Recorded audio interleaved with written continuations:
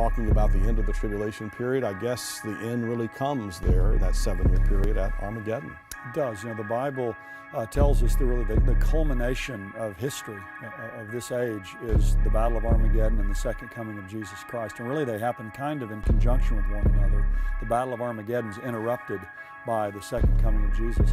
Armageddon, that word's only used one time in the Bible. It's in Revelation chapter 16, verse 16, yet it's probably the one word that people know about the end times more than any other. Armageddon. But it's actually a literal place. In Hebrew, the word har means a hill or a mountain, and so it's really Mount Megiddo.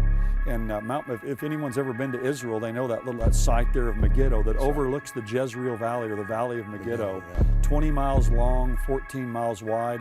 Napoleon called it the world's most perfect battlefield. Interesting. And so the Bible tells us in the end times, right before the second coming of Christ, all the armies of the earth are going to be gathered there to the land of Israel. Now it's interesting, it never tells us why. They may be gathered there because things haven't been going that well. They're going to come to try to destroy the Antichrist. Some believe it's there to try to once and for all wipe out the Jewish people. But what we do know is when the armies are gathered there to fight, that the Lord Jesus is going to return from heaven. He's going to interrupt this battle of Armageddon. It's been called, the mother of all wars. Yeah.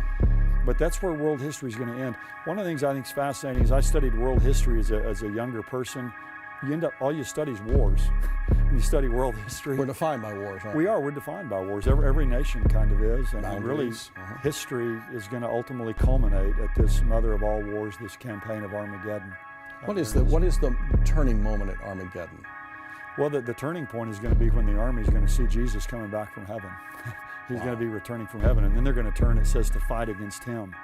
And I was like what one of my old seminary professors used to say, all Jesus is going to have to say is drop dead, and it'll all be over. Because it says he'll slay him with the breath of his mouth.